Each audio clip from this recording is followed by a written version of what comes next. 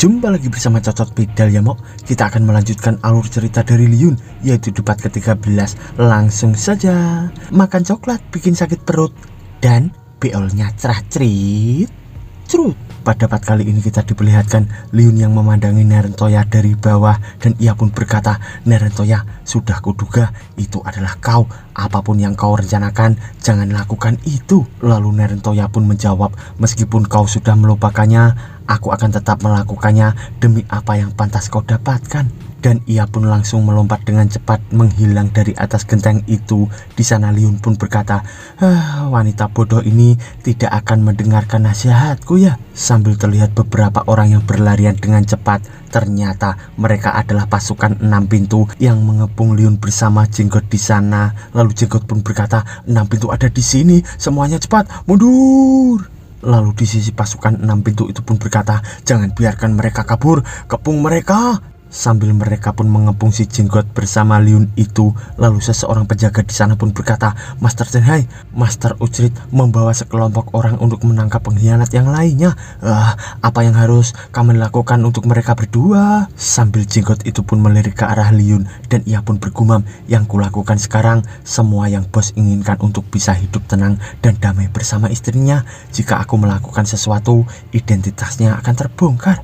Dan dengan cepat pasukan 6 pintu itu pun memborgol si Jenggot itu. Tapi tiba-tiba Chen-hai menghampiri Liun sambil berkata, "Kakak yang paling kupercaya, kakak sudah melakukan yang terbaik. Sekali lagi kakak berhasil menghancurkan markas keluarga Huang." Sambil terlihat si Jenggot itu yang hanya terdiam. Lalu ia pun terkejut histeris bergumam, "Apa-apaan ini? Bos bekerja pada permaisuri itu? Tidak mungkin, jangan bilang bos dan permaisuri ada sesuatu." Lalu beberapa saat kemudian di malam itu kita diperlihatkan mereka semua yang diborgol berjejeran di lantai. Tak lupa juga istri dari Patriark bersama anaknya. Lalu di sisi si Ucrit, ia pun berkata, "Master, semua orang dari keluarga Huang sudah tertangkap, tapi kepala keluarga Huang berhasil melarikan diri." Sambil mereka dipandangi oleh si Jenggot bersama pendeta, pendeta pun bergumam, "Sialan, kenapa dia ada di pihak pengadilan kekaisaran? Bukannya dia pemimpin pemberontak? Hello Chen-hai, apa kau ini buta?" Lalu Liun tersenyum berkata, "Biarkan si kumis besar dan pendeta itu pergi, mereka sudah menyerah." Lalu Chen-hai pun bergumam, "Mereka berdua orang kepercayaan tentara pemberontak, dan dia bisa menunjukkan di mana mereka. Tidak heran mereka di bawah kendali yang mulia." Lalu ia pun berkata, "Lepaskan mereka berdua, kita tidak akan memburu mereka lagi nantinya." Sambil terlihat duo koplak itu yang hanya terbengong. Lalu pendeta pun berkata, "Bosmu sudah bertarung bertahun-tahun, apa dia akan menyerah dan bekerja sama dengan musuh begitu saja?" Lalu si Jenggot pun menjawab, "Dia tidak akan begitu kok. Bosku pasti tidak ada hubungannya dengan permaisuri. Dia pasti sedang memainkan triknya. Tidak mungkin bos benar-benar menikahinya kan?" Sambil terlihat Liun yang terkejut karena istri Patriark pun berkata, "Pahlawan muda, bisa dengarkan aku sebentar? Bisakah kamu melepaskanku? Aku tidak bersalah." Lalu di sana Liun pun menjawab, "Kenapa kau bertanya padaku? Aku cuma warga yang baik.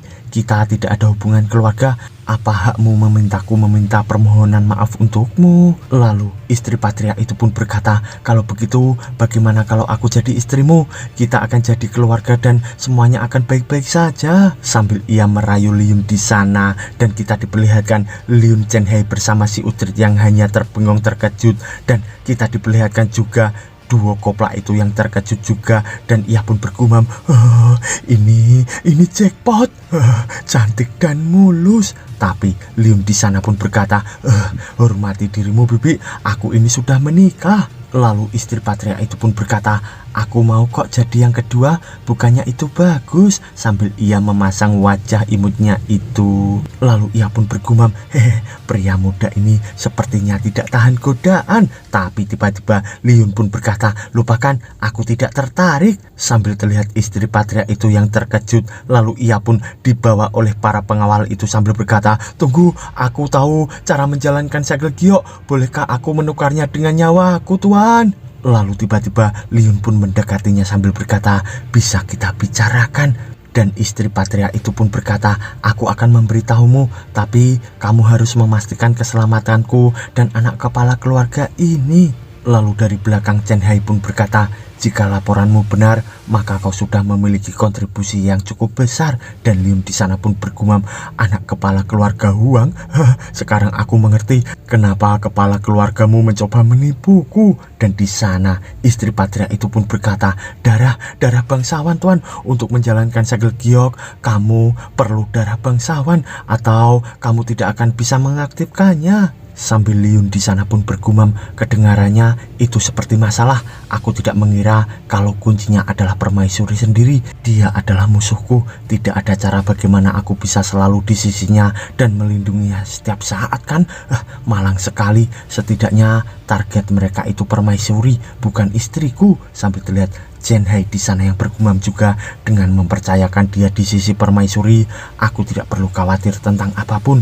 Tapi barusan dia bilang kalau dia punya istri, dia bersama Yang Mulia setiap hari lagi. Jangan bilang dia memang pelayan yang setia. Dia melindungi Yang Mulia meskipun itu berarti dia tidak bisa menemani istrinya. Sambil ia melihat ke arah Liun itu, dan Liun pun bergumam, mereka bilang butuh darah permaisuri, tapi orang ini sangat percaya diri. Sepertinya Chen Hai lumayan kuat juga untuk melindungi permaisuri. Lalu beberapa saat kemudian di malam itu kita diperlihatkan jembatan yang sangat indah di sana dan beberapa lentera yang dihanyutkan di sungai. Dan Liun pun berkata, lentera sungai? Siapa yang sedang berduka? Tapi tiba-tiba dari belakangnya terdapat Sosweli yang berkata, prajurit dan penduduk tidak bersalah yang gugur. Lalu Liun pun tersenyum berkata, kamu pulang terlambat. Aku tidak mengira kita bertemu di sini. Ngomong-ngomong, kenapa berduka hari ini? Apa ini hari istimewa? Di sana Sosweli pun menjawab, hari ini adalah perayaan perang pemberontakan yang sudah merenggut banyak nyawa. Banyak yang kehilangan ayah, kehilangan anak, dan sebagainya. Yang masih hidup hanya melakukan ini untuk mengenang mereka dan berdoa untuk masa depan nantinya. Sambil terlihat beberapa orang yang menghanyutkan lentera itu di sungai.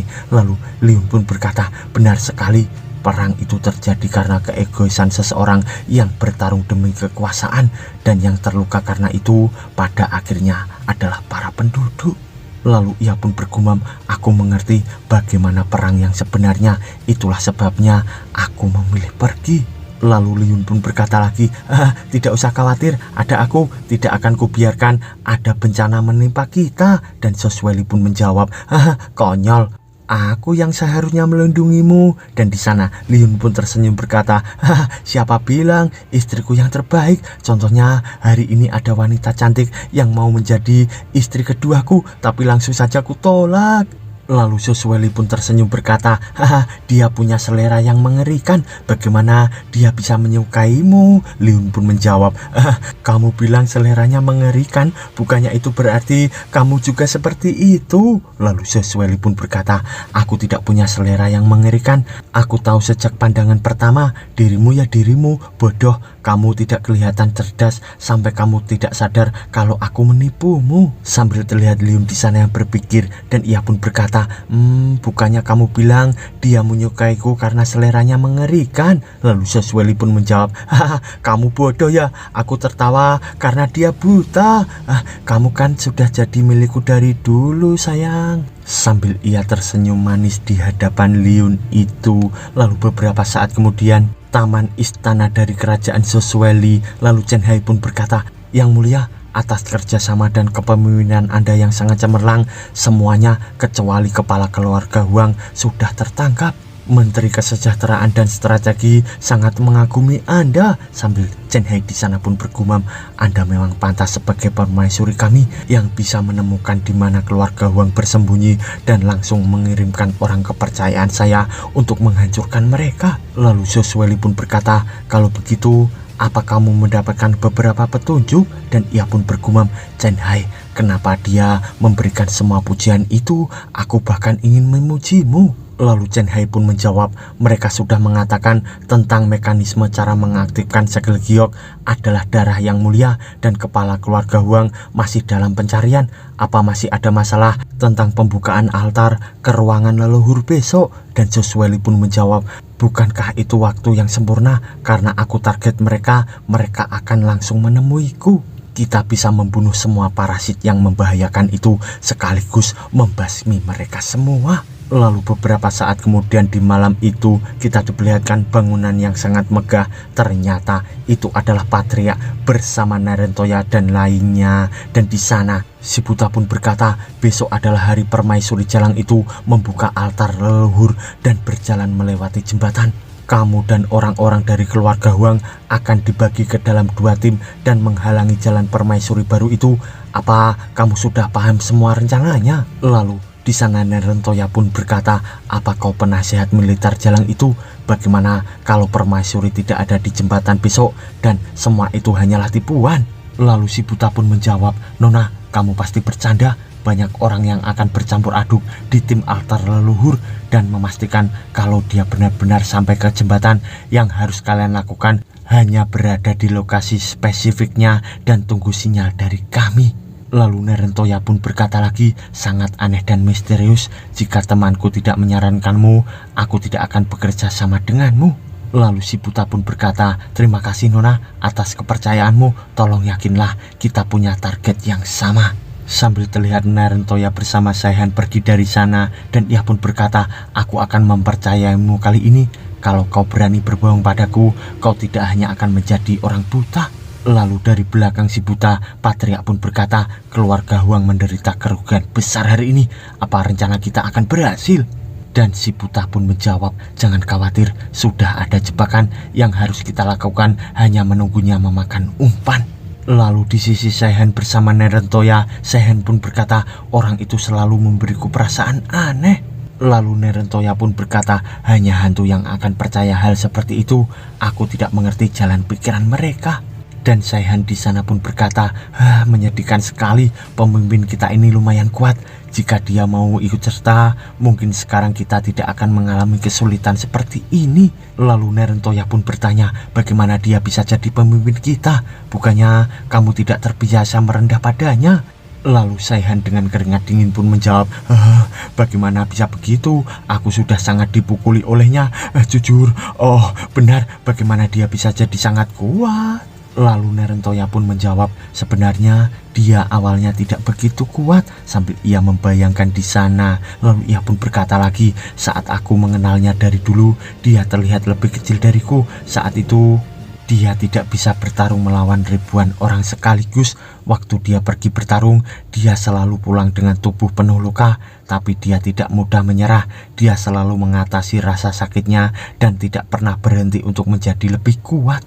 Untuk bisa terus bertarung di sisinya, aku tidak pernah berhenti mengasah skill berpedangku. Tapi tidak peduli seberapa banyak aku berkembang, perkembangannya juga terus bertambah luar biasa. Dan seperti itulah dia tumbuh di setiap pertarungan, langkah demi langkah sampai menjadi yang sekarang. Sambil ia membayangkan Liun si pemimpin pemberontak. Dan di sana Saihan pun berkata, jadi itu masa lalunya ya? Dan Narentoya pun berkata lagi, dan itulah sebabnya jika dia merasa apa yang aku lakukan salah, aku akan selalu merasa kalau dia harus duduk sebagai seorang paling berkuasa di dunia. Kecuali dia, tidak ada yang pantas dengan gelar seperti itu.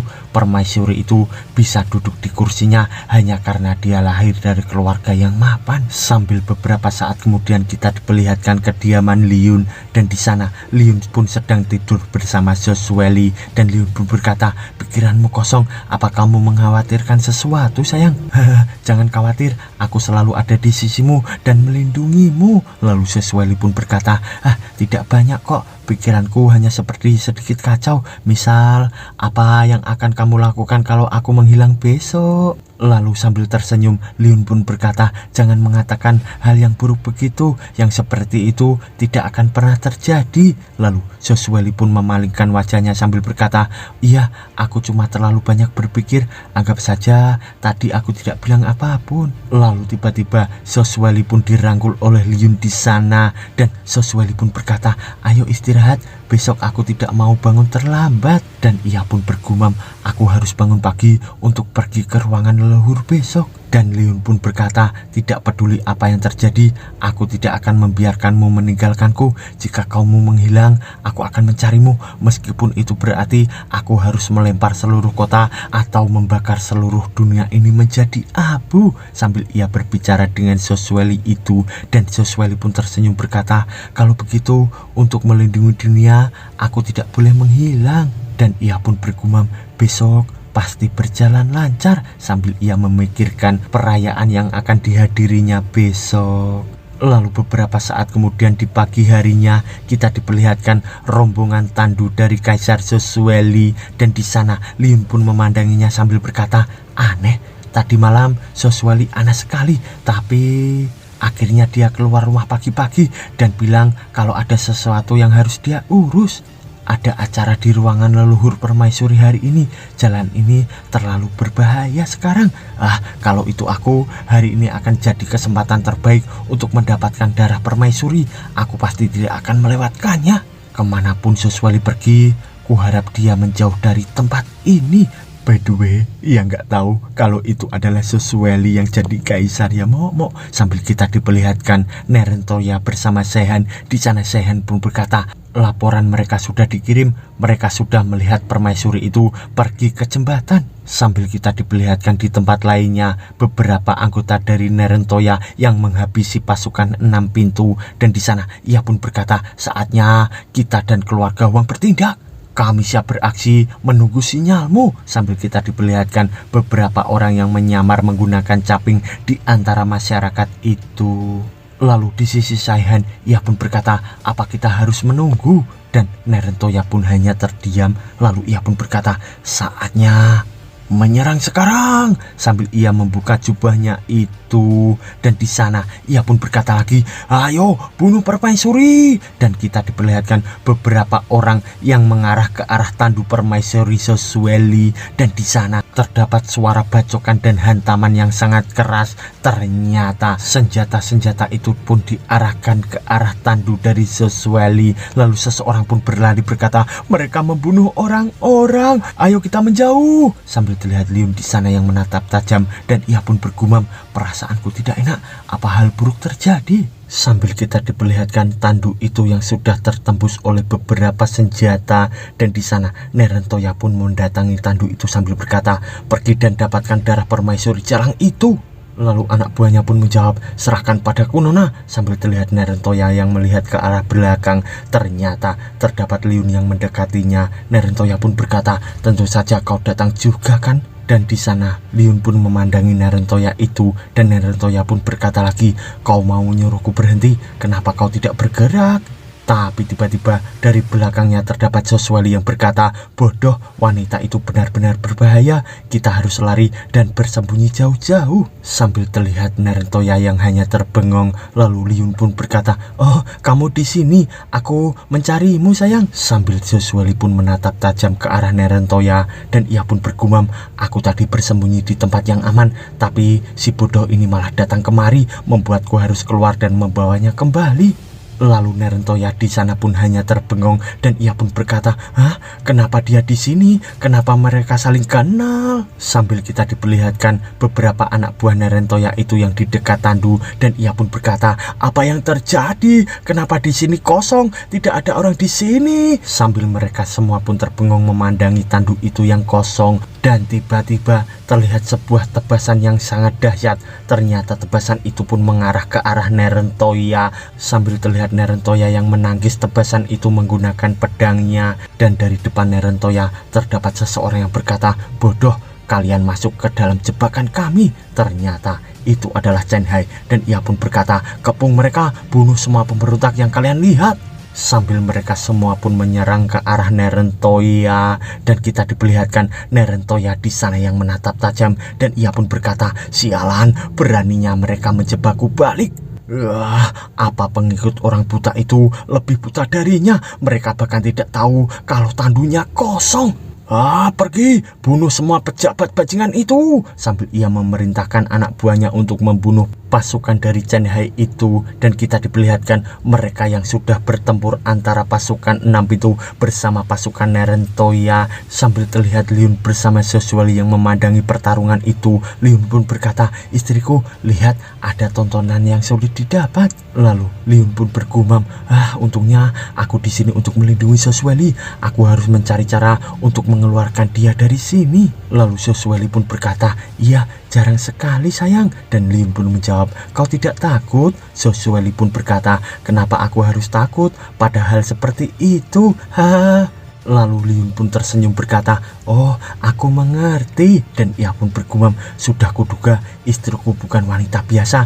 Dia sangat tenang di kondisi seperti ini." Tapi tiba-tiba terdapat sebuah tebasan yang sangat dahsyat di atas mereka berdua, dan di sana Soswali pun merangkul Liun dengan erat. Liun berkata, "Sekarang kamu takut?" Soswali pun menjawab, "Kukira kau akan takut sayang." Sambil Liun di sana pun tersenyum berkata, "Kalau begitu ayo kita pergi dan cari tempat yang aman, yang jauh dari sini." Sambil kita diperlihatkan Nerentoya yang menebas beberapa anggota dari 6 pintu itu dengan sangat cepat. Lalu ia pun bergumam, "Sialan, mereka ada hubungan apa? Kenapa keluarga Wang pergi? Apa mereka menjual kami?" Tapi tiba-tiba ia pun melihat ke arah belakang. Ternyata terdapat Liun bersama Soswali yang bergandengan, hingga membuat Nerentoya di sana pun terkejut memandangi keromantisan mereka berdua. Sambil kita diperlihatkan Nerentoya yang hanya terbengong memandangi itu. Lalu dari belakangnya terdapat Chen Hai yang berkata, "Nerentoya, saat kau datang ke istana kekaisaran malam itu, aku tidak bisa menggunakan kekuatanku seluruhnya. Tapi hari ini akan kutunjukkan perbedaan kekuatan kita." Sambil kita diperlihatkan Nerentoya yang hanya terdiam karena cemburu terhadap Liun itu. Dan di sana ia pun berkata, "Perbedaan kekuatan, pergilah ke neraka." Sambil ia menyerang ke arah Chen Hai itu dengan sangat cepat. Dan di sana Chen Hai pun menagih serangan dari Nerentoya, dan Nerentoya pun menebas lagi ke arah Chen Hai hingga Chen Hai pun dapat menangisnya lagi. Dan di sana kita diperlihatkan adu pedang antara mereka berdua yang sangat dahsyat. Chen Hai pun bergumam, "Kenapa dia tiba-tiba menjadi ganas? Kau itu pemberontak dan penyebab masalah. Jadi kenapa kau terlihat lebih marah dariku?" Kemarahan di wajahnya seolah-olah ada orang lain mendekati pria yang dia suka. Sambil ia melihat ke arah Nerentoya yang emosi itu. Lalu dari kejauhan Soswali bersama Liun di sana yang tersenyum, dan Soswali pun berkata, "Sepertinya 6 pintu memimpin tidak lama sebelum kelompok pemberontak terdesak." Lalu Liun pun tersenyum berkata, "Sudah kuduga analisis pertarungan istriku memang sangat akurat." Lalu Liun pun bergumam, "Tapi aku belum melihat orang-orang dari keluarga Huang. Kemana kepala keluarga Huang mereka? Orang-orang dengan skill kacau ini pasti dari seni bela diri Jianghu. Sepertinya mereka dari tentara pemberontak." Tapi tiba-tiba dari belakangnya terdapat Li Shui yang berkata, "Pak Tuan Tanah, kakak Soswali." Sambil mereka berdua pun terkejut melihat ke belakang. Ternyata Li Shui pun kepalanya benjol sambil nangis. Dan di sana Liun pun berkata, "Kepalamu kenapa? Bukannya kamu bilang kepalamu paling kuat sedagan?" Lalu Li Shui sambil menangis pun menjawab, "Aku tidur nyenyak, tapi suara keras membangunkanku. Aku takut terus terjatuh, kepalaku terjejot ranjang." Dan di sana Soswali pun berkata, "Nak, biar ku usap-usap sampai bersih ya, tidak usah terlalu khawatir." Sambil ia mengusap kepala dari Li Shui itu. Lalu Liun pun bergumam, "Keluarga Huang tidak ada di sini. Bukankah target mereka darah permaisuri? Darah permaisuri kan? Dari perkiraanku mereka tidak akan melewatkan kesempatan sebagus ini kecuali mereka punya target lain. Mungkin mereka tidak butuh darah, gen, atau jaringan tubuh. Bisa juga selain permaisuri yang tinggal di Dagan, ada juga kaisar. Hari ini ada pemujaan leluhur kaisar. Saat peti mati dibuka, masih ada mayat yang tidak busuk di sana. Mayat kaisar sebelumnya yang pernah bertarung melawanku selama 5 tahun." Sambil ia membayangkan kaisar itu.